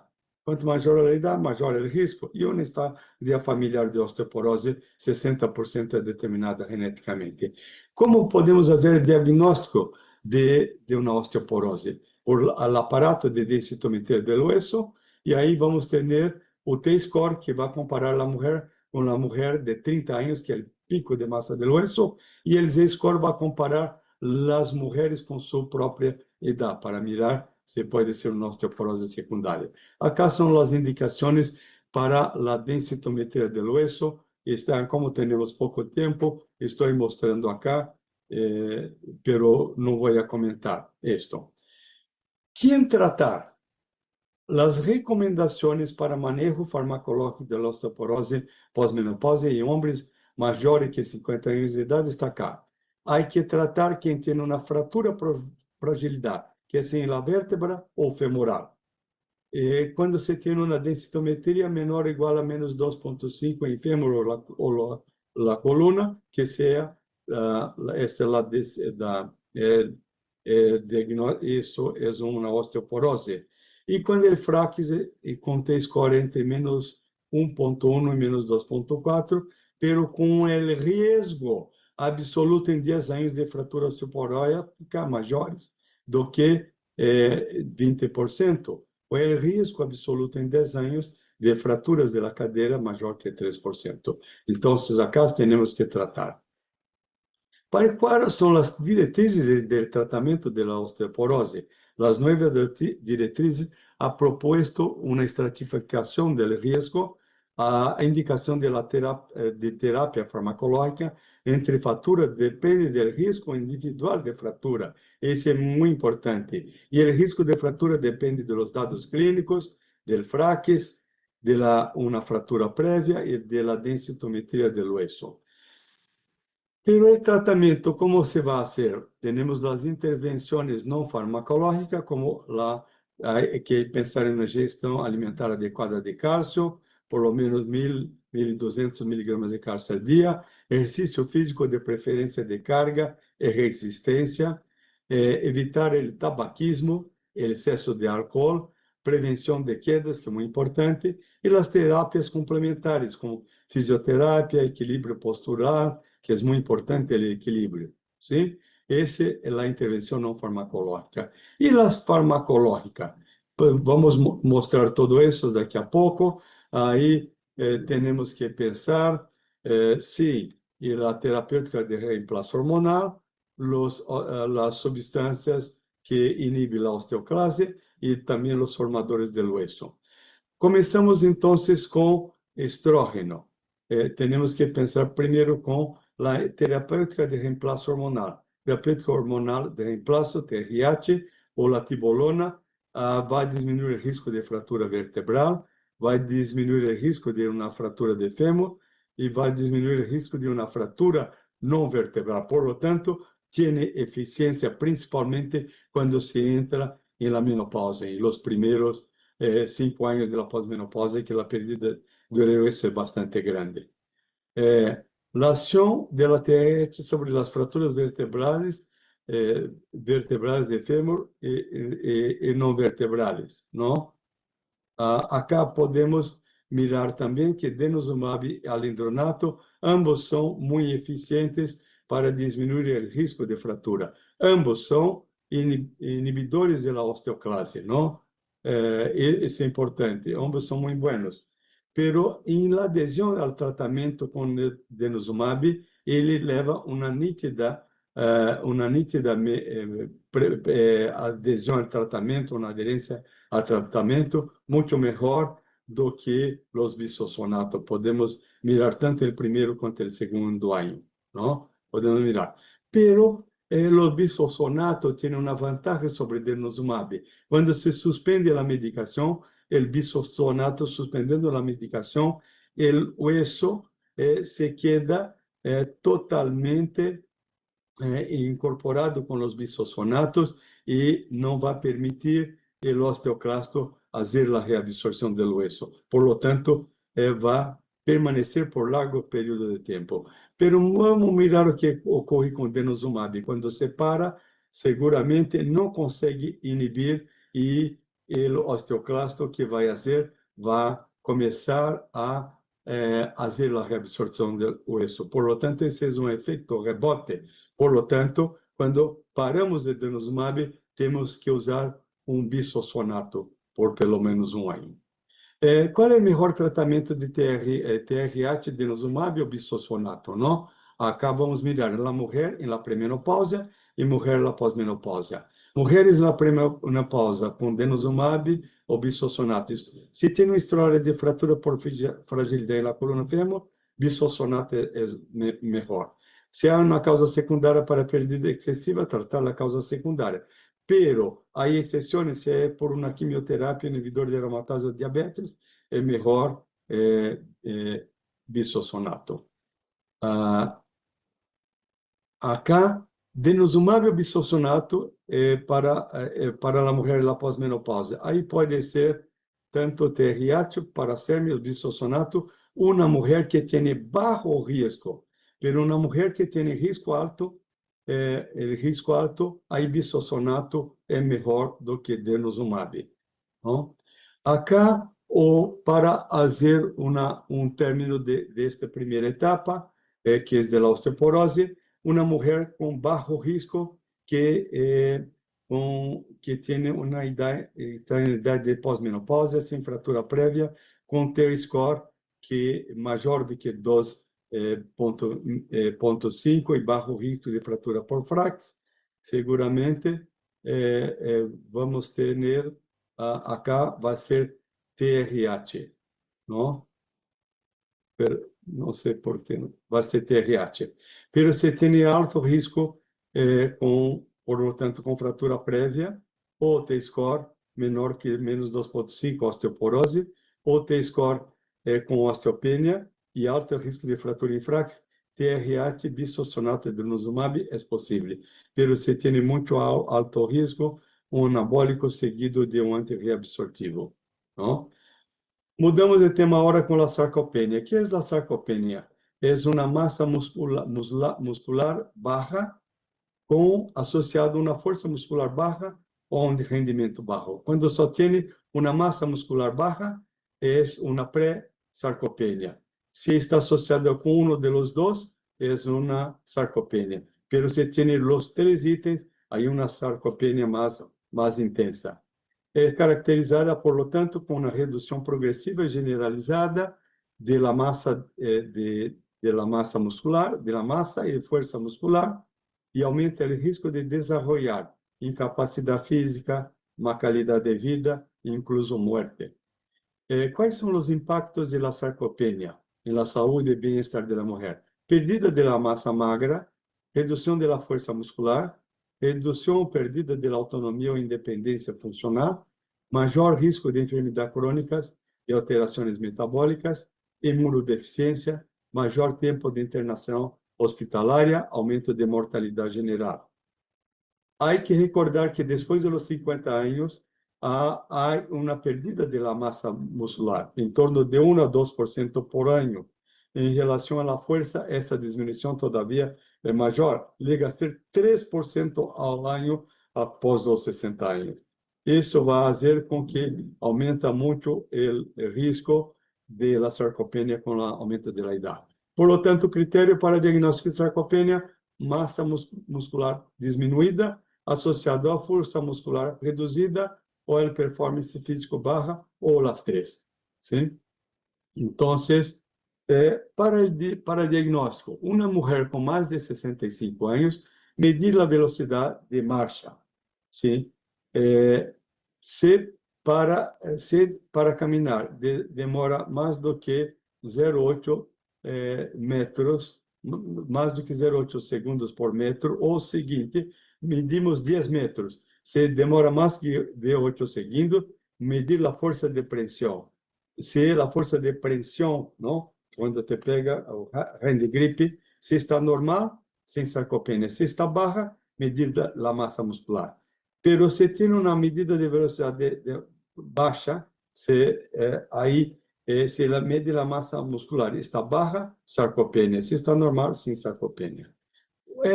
Uma coisa que me encanta muito é o questionário de Sark. Há componentes Uno es fuerza. Aquí tiene los componentes que vamos a hablar. Aquí las preguntas que vamos a hacer que se refiere a cada una de esas cosas. Aquí la puntuación. Si no hay, por ejemplo, fuerza. ¿Cuánta dificultad usted tiene para levantar o cargar 4,5 kilos? Ninguna, cero. ¿Tiene alguna? Punto 1. Mucha o incapaz? Punto 2. ¿Cuánta dificultad usted tiene para atravesar una sala? Aquí también. ¿Cuánta dificultad usted tiene para se transferir de una silla o de la cama? ¿No? O levantar de la silla. ¿Cuánta dificultad usted tiene para subir 10 escalones? ¿No? Que sería subir la escalera. ¿Y cuántas veces usted cayó en el último año? ¿No? La queda. Cuando una puntuación es mayor do que 4, hay una sugerencia muy grande de ser una sarcopenia. ¿No? Acá es muy interesante. Se hace, entonces, ese SARC-F. Se tiene un SARC-F negativo, sin sarcopenia. Si es positivo, hay que medir la fuerza muscular con hand grip en la mano o el esfuerzo para levantar de una silla. Si está normal, sin sarcopenia. Si está bajo, muy probablemente tiene sarcopenia. Entonces, na prática clínica, isso é suficiente muitas vezes para iniciar uma investigação e tratamento. Pero também podemos fazer o diagnóstico por uma massa muscular, por la densitometria del hueso, por la tomografia, ressonância magnética. Se está normal, aí não tem. Pero se está baja, tem uma sarcopenia confirmada, não? E também medindo a velocidade, a força muscular, todo isso pode dar o diagnóstico de sarcopenia. Então, o diagnóstico de sarcopenia pode ser por uma avaliação da massa magra através de uma densitometria do hueso. Índice de massa magra pendicular se pesa os músculos de los dos brazos, de las dos pernas, e se divide por la altura en metros al cuadrado. Para las mujeres, cuando ese valor mayor do que 5,45 kilogramos por metro cuadrado no lo tiene, pero si está bajo, tiene una baja masa muscular. Idosos con más de 65 años, puede-se hacer la masa magra pendicular dividida por índice de masa corporal, cuando para las mujeres es mayor que 0,512 normal, cuando más bajo es sarcopenia. El diagnóstico de sarcopenia necesita de testes físicos de hand grip para medir la fuerza, cuando para la mujer, cuando mayor do que 20 kilos está bueno. Y la velocidad de marcha que ya hablé. Y el tratamiento, ¿cómo se hace? El tratamiento de sarcopenia puede ser no farmacológico con la nutrición y entrenamiento físico o farmacológico a través de sustancias hormonales, biológicas o bioquímicas. ¿Cuál es la necesidad de proteínas cuántas gramas de proteína por kilo de peso por día? ¿No?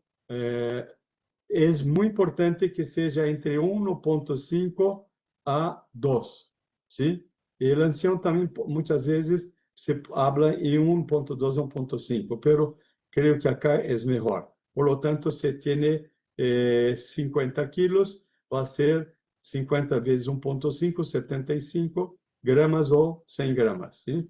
Isso é importante. Tratamento de la sarcopenia com treinamento físico.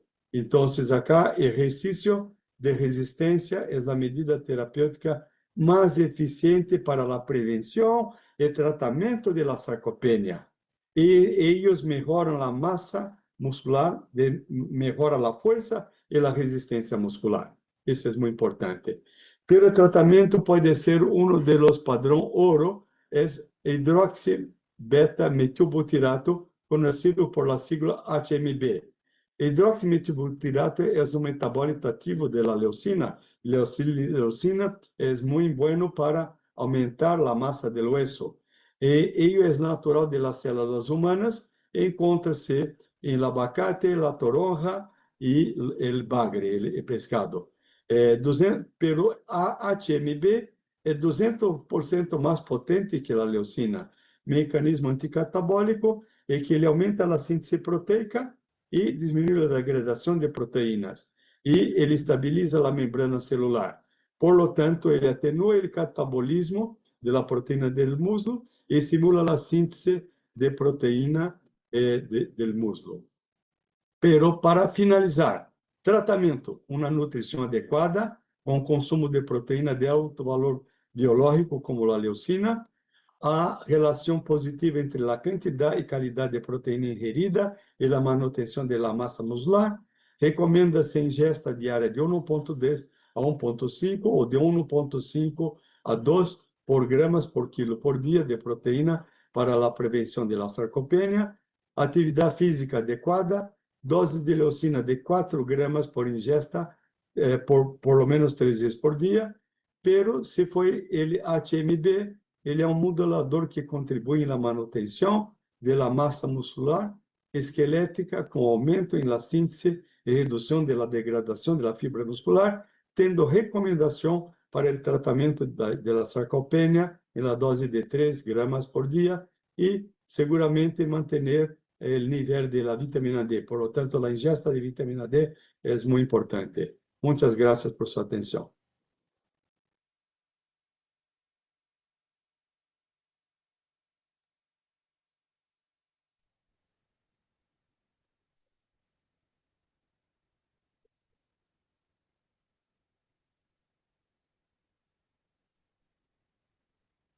Bueno, ha sido muy interesante todo lo planteado hasta este momento por nuestros distinguidos expositores que nos han traído los temas de más actualidad en las diferentes vertientes relacionadas con lo que tiene que ver con una mujer en la etapa de posmenopausia. Estamos esperando al profesor Celis que nos acompañe también para poder moderar en este momento lo que corresponde a las inquietudes o preguntas que tengan ustedes relacionadas con los temas presentados por nuestros ponentes. Importante reconocer, como denominamos naturalmente el simposio, las prioridades que debemos tener en relación a las acciones. Me gustaría que también los ponentes pudieran abrir sus cámaras para que nos acompañen. Estemos todos presentes en este momento. El profesor Palacio, la profesora Vallejo, el profesor Cisele y el profesor de Melo. Sería bueno que estuvieran con nosotros acá acompañándonos. Pueden prender sus cámaras, así como el profesor Celis González también. Entiendo razonable el poder iniciar este proceso de preguntas y respuestas en relación a estos importantes temas presentados por nuestros distinguidos ponentes. En primer lugar, me gustaría dar la oportunidad a una pregunta que considero pertinente en relación a todo lo que se ha planteado hasta este momento. En primer lugar, vimos cómo es evidente que una de las situaciones más relevantes y que debemos tomar en consideración tiene que ver con los riesgos y beneficios que pudiera aportar una terapia hormonal en la menopausia para nuestras mujeres, particularmente aquellas que naturalmente la necesitan y no podemos perder de vista también el deseo de ella utilizar. Lo planteaba la profesora Vallejo en su presentación, el impacto que produce principalmente sobre el aparato cardiovascular y la falta de hormonas de tratamiento en estas mujeres y naturalmente sobre la salud ósea presentada por el profesor Nilsson de Melo. Y el profesor Cigeles nos habló muy bien sobre la parte del aparato cardiovascular. Entonces me gustaría preguntarle a la profesora Vallejo en este sentido, sobre la base de la realidad. Sabemos que con el advenimiento de este gran estudio llamado WHI, que todos conocemos y muy referenciados, y que de hecho posteriormente a su publicación ha habido en diferentes momentos reanálisis del mismo que nos posicionan con una visión diferente a todo este entorno.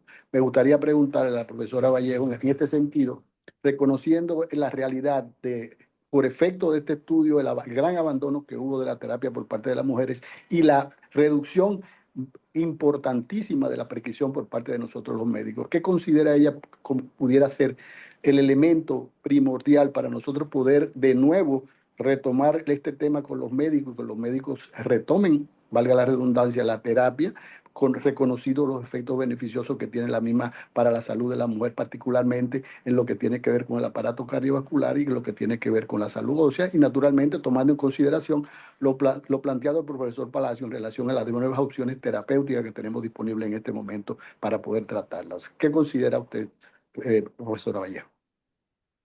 Bueno, muchas gracias. Es un gusto compartir con todos ustedes, amigos, en este día en especial de la menopausia, dedicado a este tema tan importante para las mujeres. Yo creo que lamentablemente, como tú bien lo dices, el WHI nos hizo un gran daño, han pasado más de 20 años y las cosas no han cambiado.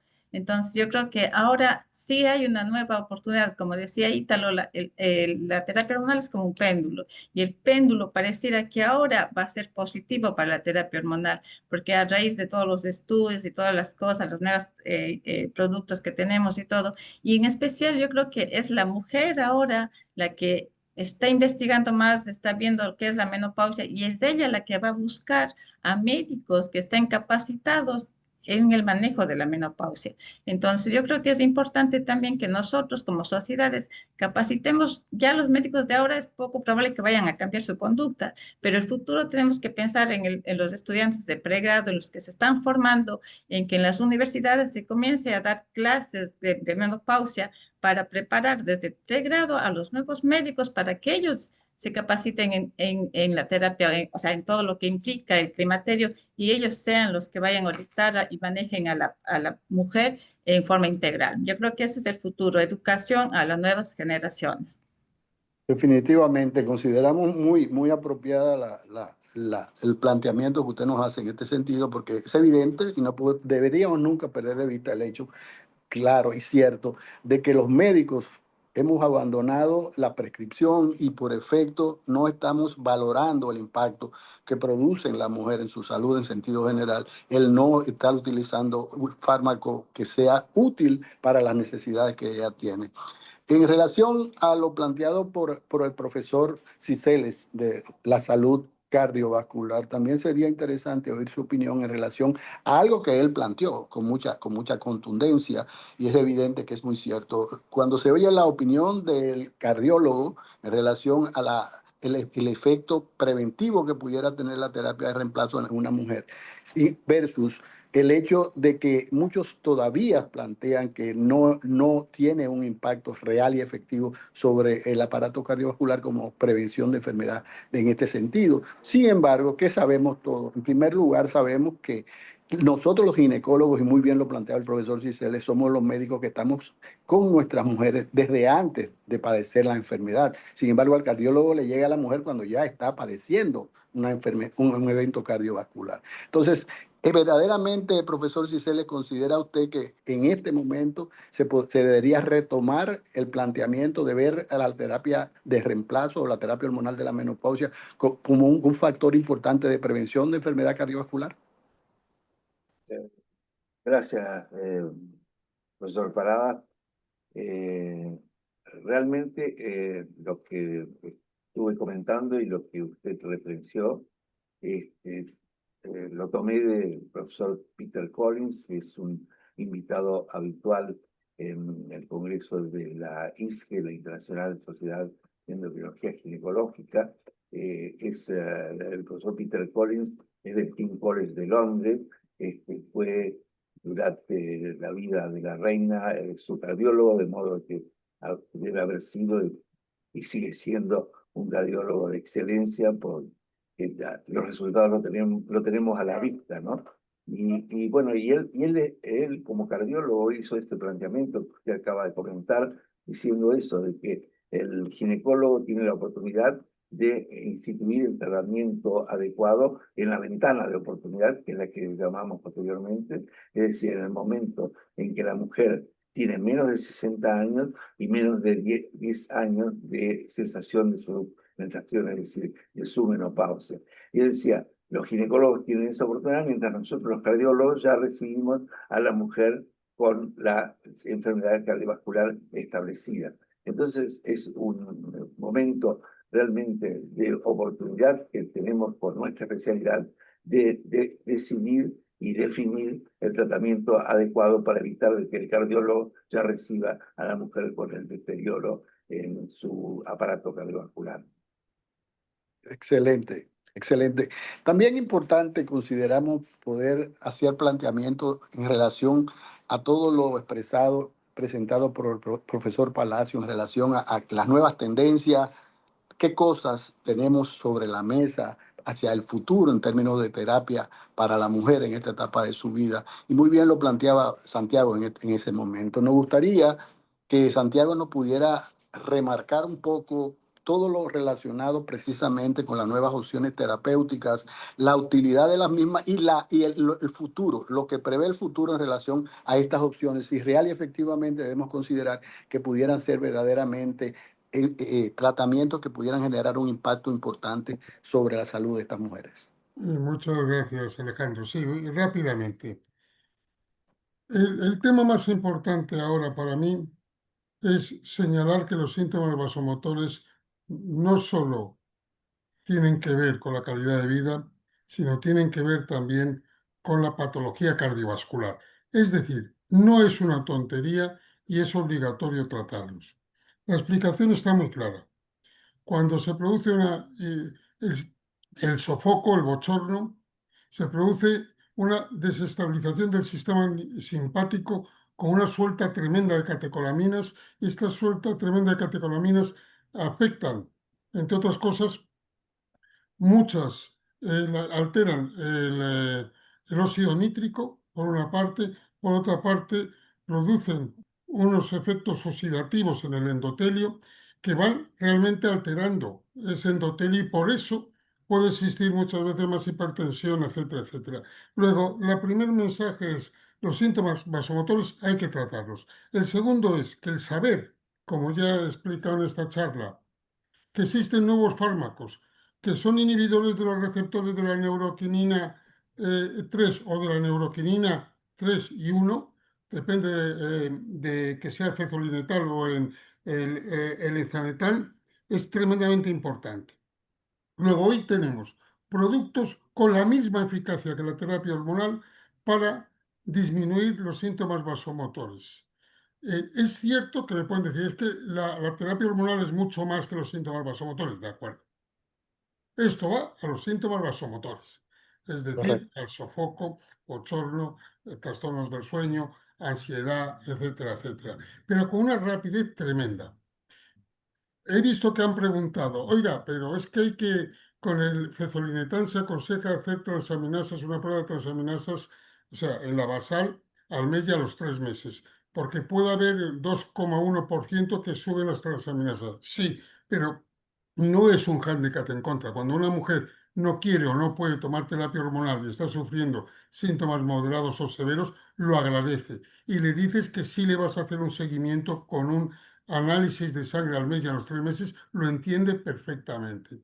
Dicho de otra manera, la tendencia va a ser que vamos a tener fármacos hormonales y no hormonales y nuestra obligación será hablar con la paciente y aconsejarla, por supuesto, según lo que no opinemos, pero que sea ella la que decida. Excelente, excelente. También nos gustaría oír la opinión del profesor de Melo en relación a su importante tema presentado. Visto lo que está ocurriendo y que no podemos perder de vista el hecho de que la mujer cada día está viviendo más años en una etapa de posmenopausia por el proceso biológico propio de ella, pudiéramos, sobre la base de esa realidad, Nilson, entender que a futuro pudiéramos ver si no se retoman los planteamientos en términos de necesidad y de utilidad de terapia hormonal para estas mujeres, pudiéramos ver como una especie de epidemia en lo que tiene que ver con la sarcopenia.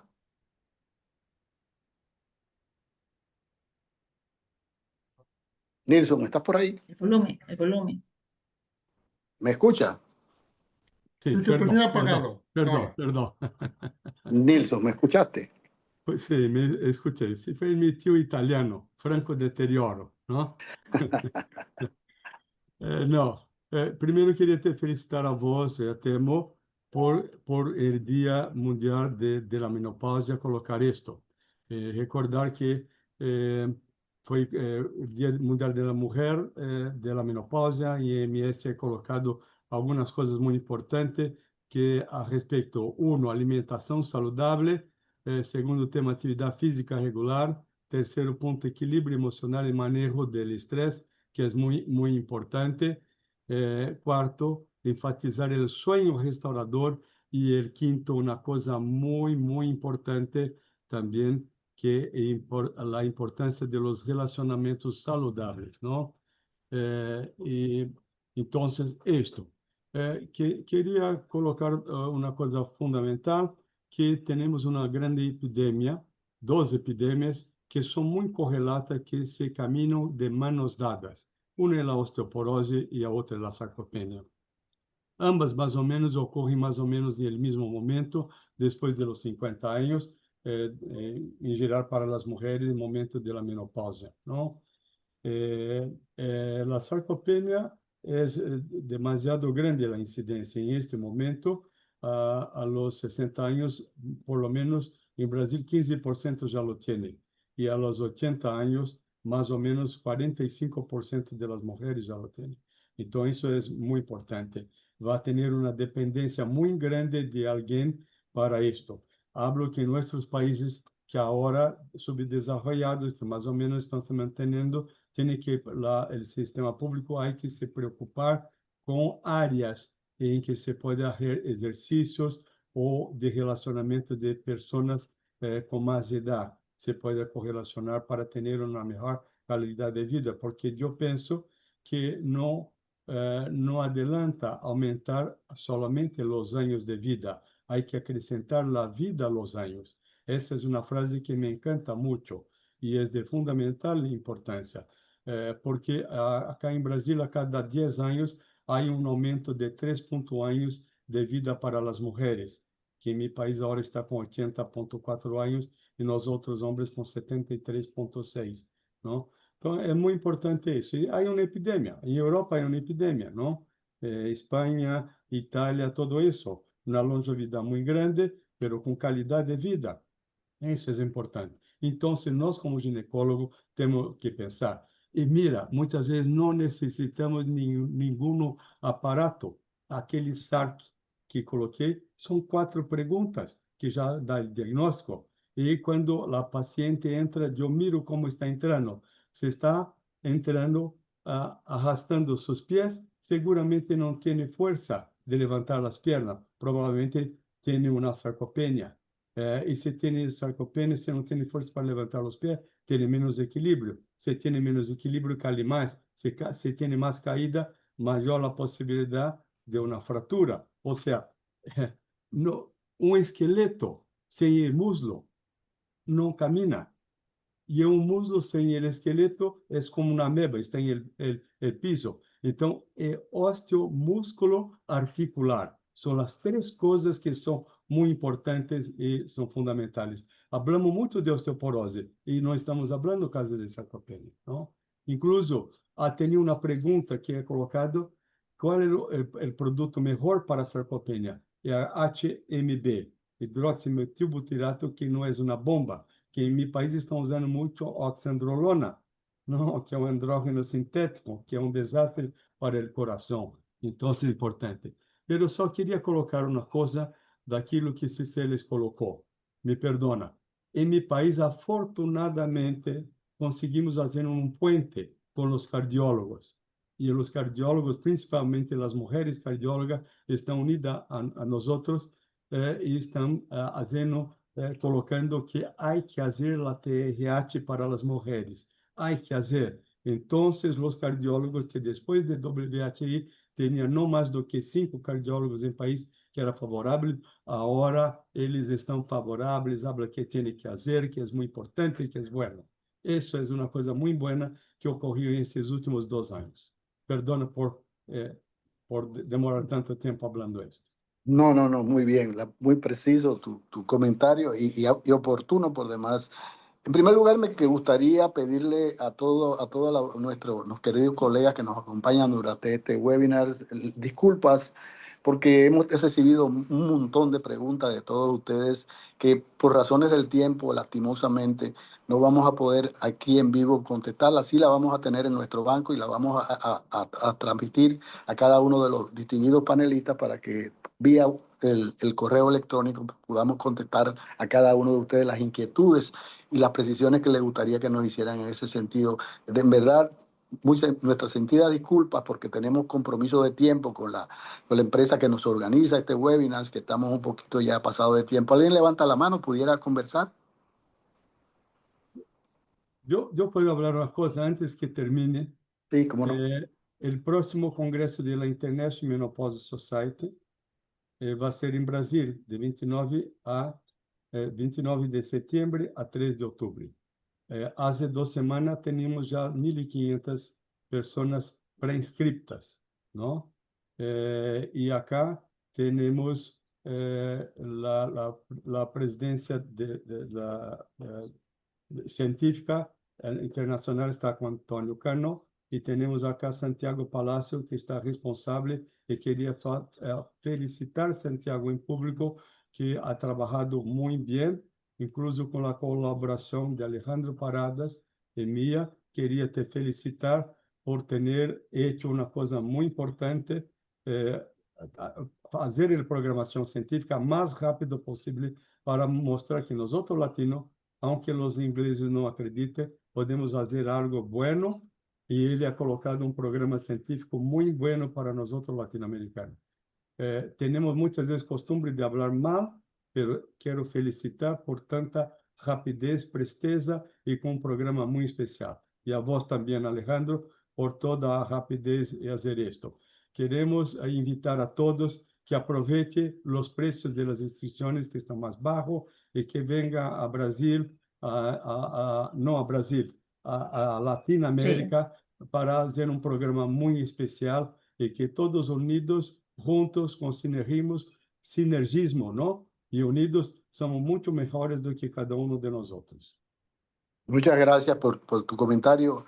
Y en verdad que es importante y lo consideramos apropiado felicitar a la profesora Vallejo, a Soledad, por el éxito del curso recién finalizado que se llevó a cabo en Chile, que verdaderamente fue un curso de mucha altura científica, académica, con la participación de renombrados colegas. Me gustaría dar la oportunidad ya en este momento, antes de finalizar, también a Santiago, que es el coordinador científico del Congreso de la International Menopause Society, que acaba de mencionar Nilson en este momento, que se va a llevar a cabo el año próximo en Río de Janeiro, en Brasil, y como responsable de la organización del mismo, en el cual nuestra federación va a tener una destacada participación con todos los distinguidos profesores de toda la geografía de América Latina. Santiago, me gustaría que Bueno, tú sí, pudieras... yo decir que lo que ha dicho Nilsson, que os esperamos a todos en Río de Janeiro en los últimos días de septiembre del próximo año y los primeros de octubre. Va a haber todo un día una sala grande de 1.000 y pico personas solo para el grupo de habla española y portuguesa. Es decir, para toda Latinoamérica, para la FLACIN y todos los diferentes países. Claro, los anfitriones van a ser Nilson de Melo, ¿verdad? Que es el presidente de la Sociedad de Menopausia brasileña, pero vamos a estar en familia y vamos a ser muchos. Se calcula que van a venir unos 4.000, de los cuales 3.000 somos hispano-portugués parlantes y solo 1.000 anglosajones o angloparlantes. Luego, por lo tanto, anímense, manden póster, manden estudios, manden presentaciones orales, que va a ser un congreso de la IMS, pero de todos nosotros. Y seguro que nos veremos y disfrutaremos allí también. Excelente noticia, excelente saberlo. Y también por la misma vía invitamos a todas las sociedades y federaciones miembros de la FLACIN a que se entusiasmen a poder montar su simposium durante este evento. Sería importante empezar a recibir de parte de todos ustedes las solicitudes que consideren para poder tener dentro del programa de este importante evento mundial la participación de cada una de sus sociedades. Nos resta más que en este momento, a título informativo, manifestarles que ya este comité ejecutivo inició los trabajos precisamente que le corresponden para este periodo, hemos entendido pertinente y razonable el que podamos llevar a cabo de manera mensual webinars en los que van a participar todos y cada uno de ustedes. Esto lo vamos a hacer de manera periódica, uno por mes. Quiere decir que vamos a estar siempre reuniéndonos, vamos a estarles invitando de manera permanente a que nos acompañen y a que sigamos fortaleciendo nuestra institución, porque a fines de cuentas somos todos, la institución somos todos. Muchas gracias por su presencia, muchas gracias a nuestros 4 distinguidos maestros que tuvieron la gentileza de acompañarnos durante toda esta mañana. Muchas gracias a todos ustedes por acompañarnos también y a la empresa organizadora de esto, al People Marketing, por permitirnos esta plataforma para estar con ustedes. Seguiremos enviándoles informaciones por la vía correspondiente para estar permanentemente en contacto. Muy buenos días y nos vemos en la próxima. Gracias. Chao. Chao, chao, Suerte. chao, chao, que estén bien. Mira, Gracias. sacar una foto, sacar una foto. Ah, sí. Este evento ha sido organizado por People Marketing. Ya. Hasta luego, hasta luego.